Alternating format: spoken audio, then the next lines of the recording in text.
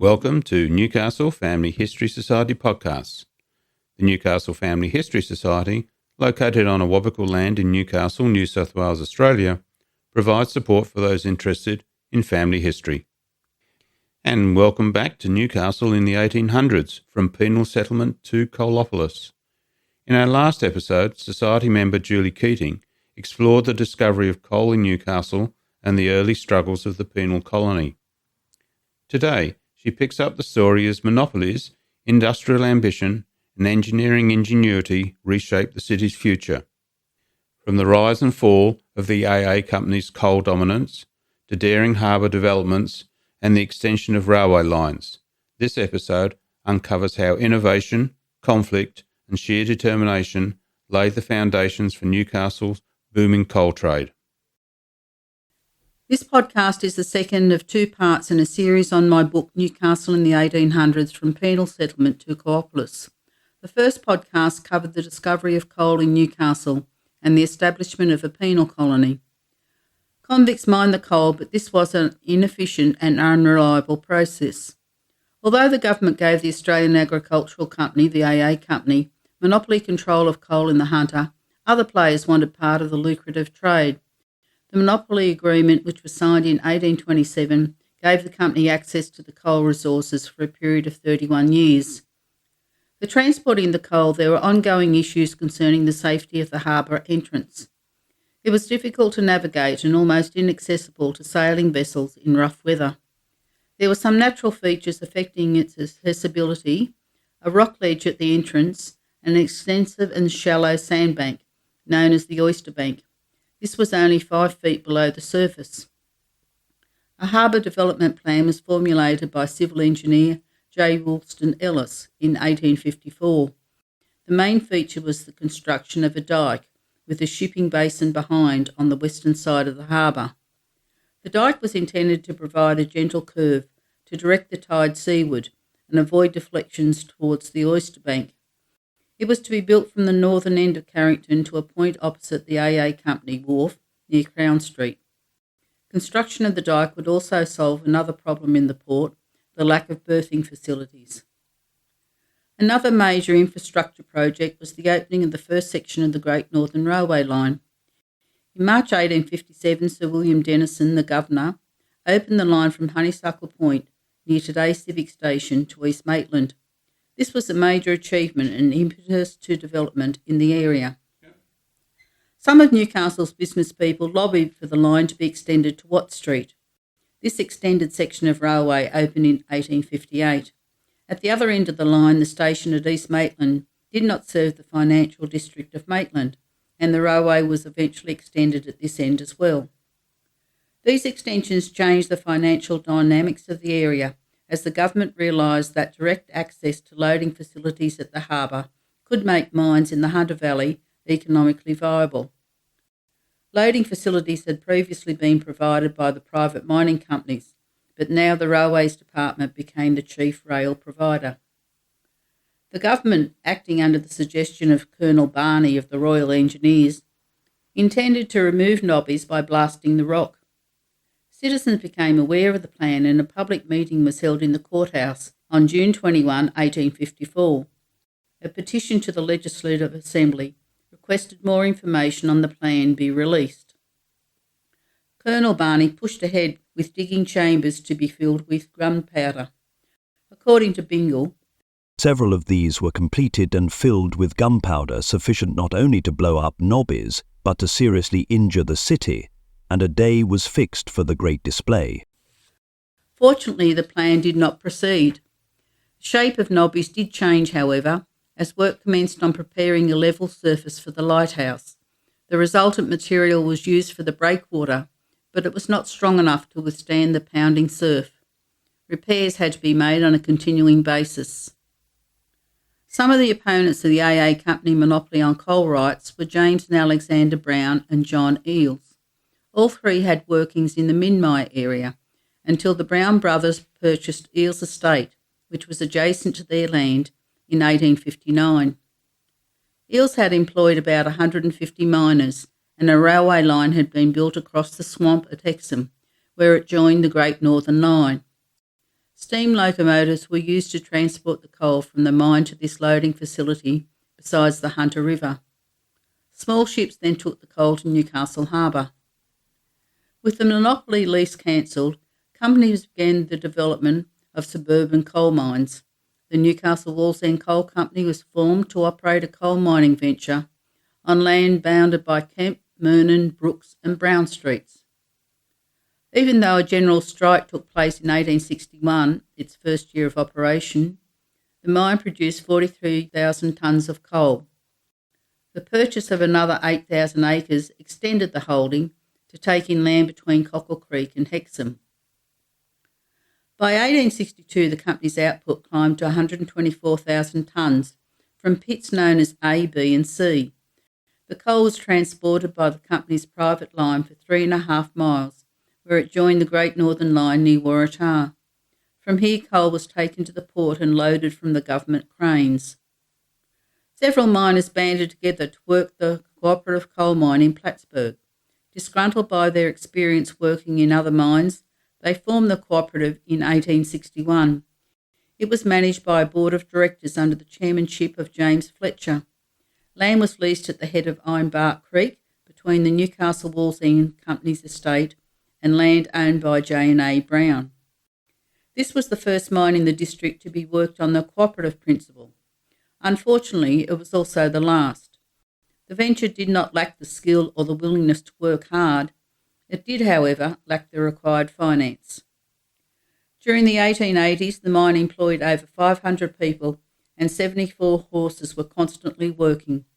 The output in 1886 was 224,000 tonnes, with most being sent to Victoria and South Australia. The Scottish Australian Mining Company was formed in London in 1859 to obtain mining leases in the colony. Samples were taken from various sites and eventually it was decided to sink a shaft in the area near Dan Close and Durham Road in Lambton. Thomas Crowd, as a mining engineer, was appointed colliery manager. He arrived in 1862 to supervise the construction of the structures and railway line, which was to connect to the Great Northern Railway. The first train carrying coal for overseas export arrived at Newcastle in November 1863. The mine developed quickly, and in 1867 it set a record with a production of 180,000 tonnes. Output peaked in 1889 when the mine had a workforce of 552 miners. By the end of the century, the population of Lambton declined as new mines opened in the Cessnock area. A lease of land had also been obtained by the Scottish Australian Mining Company in the area now known as New Lambton. However, the company fell behind in their lease payments, and James and Alexander Brown, on hearing the news, decided to purchase the ground outright, together with the mineral rights. For their new property, the Brown brothers chose the name New Lambton Colliery to take advantage of the adjoining Lambton Colliery's established name. The coal seam worked by the New Lambton Colliery was the same as that worked at Lambton, and it would take less time for the Browns to establish the company's reputation if the name Lambton was used. The first pit was opened in 1868 in the vicinity of Oxford Street and St James Road. This pit became known as B Pit, as the Browns had an existing mine in the vicinity of Young Road, Lambton, that had commenced operation 2 years earlier. It was known as the Dog and Rat due to the large number of rats which infested the mine. It was a popular pastime for locals to bring their dogs and hunt the rats. By the early 1860s, the harbour had been deepened and larger ships were able to enter the port. More dredging was done further up the Hunter River to improve the access for river shipping. As the population expanded, areas of bushland were cleared, resulting in more silt making its way to the port. A small breakwater was planned for the northern side of the harbour from Pirate Point.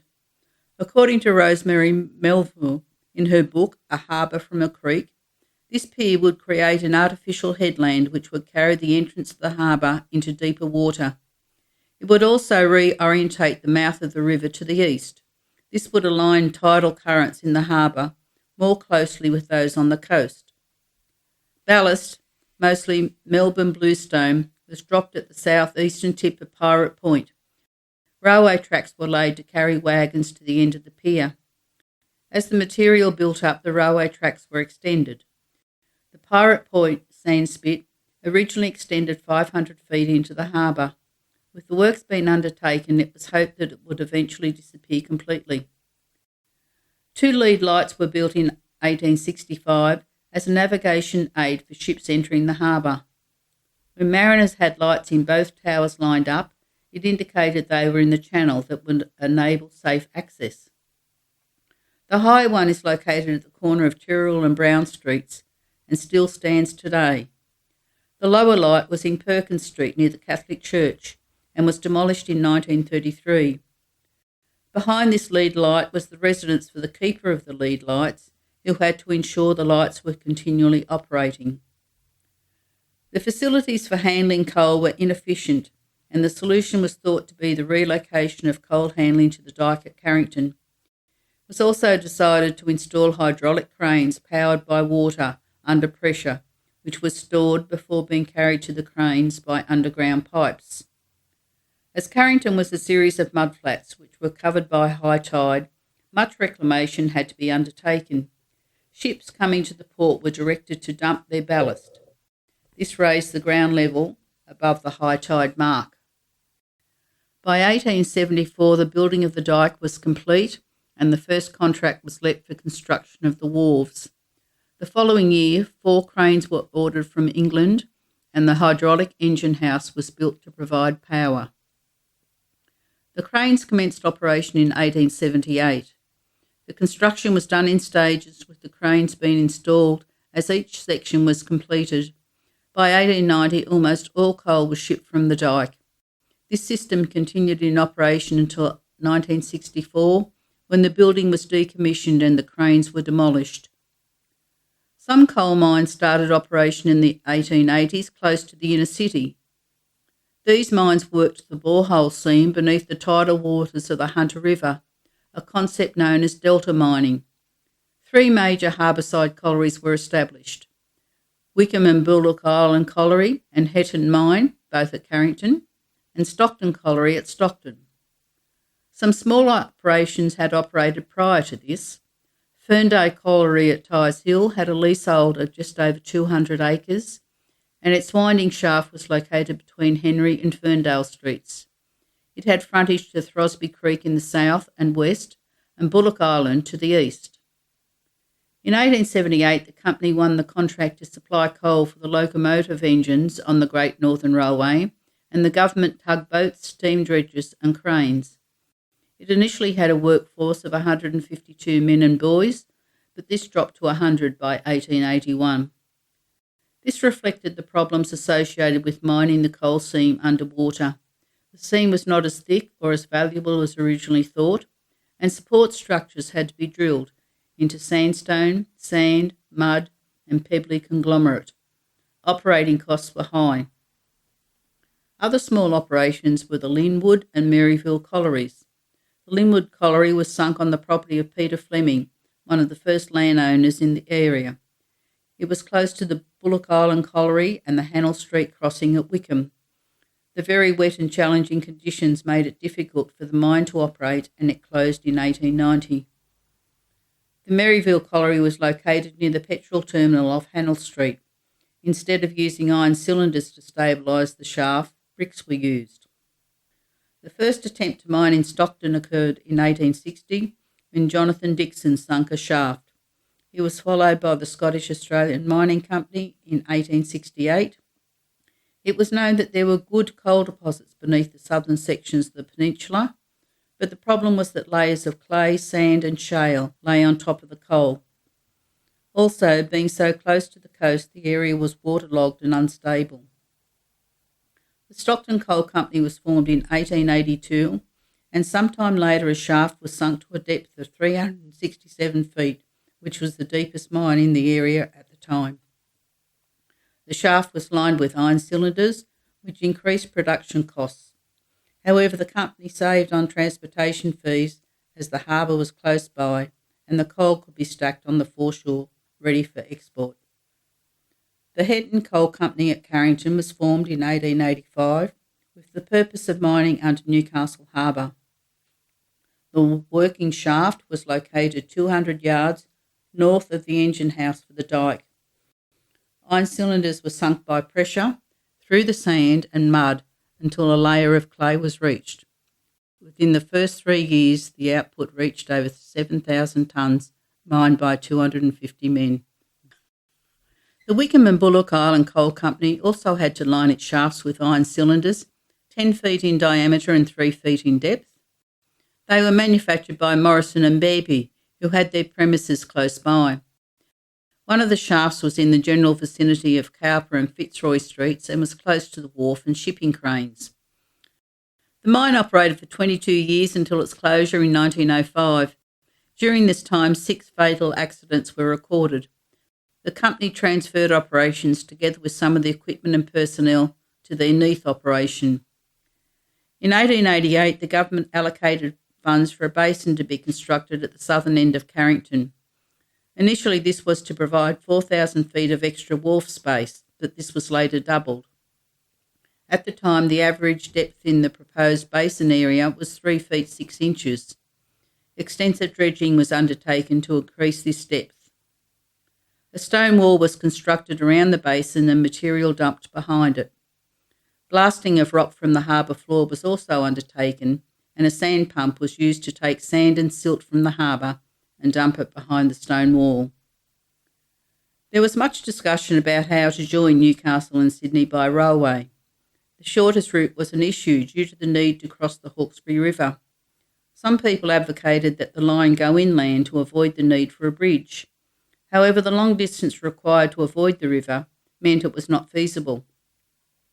The line was completed up to the river on both sides, but it was not until 1889 that the bridge was built. Passengers could then travel the entire distance by rail.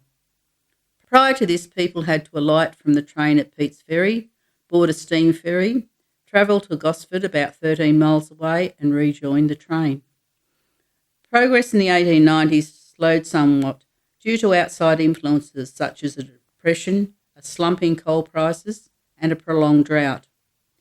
As inner city mines were being worked out, new mines were being developed in the outlying areas, especially around Cessnock. This also contributed to a population shift as miners moved to the new coalfields.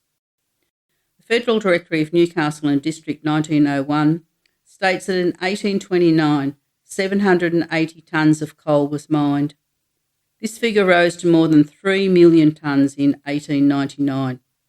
At that time, Newcastle was the 5th largest port in the world. For these reasons, Newcastle could appropriately be described as a Coalopolis. Thanks once again, Julie, for this fascinating account of how private enterprise challenged monopolies, how engineers reshaped the landscape, and how the coal trade began to drive Newcastle's destiny.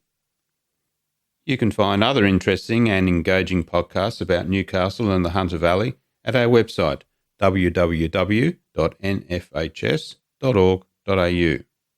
We look forward to you joining us again on Newcastle Family History Society podcasts.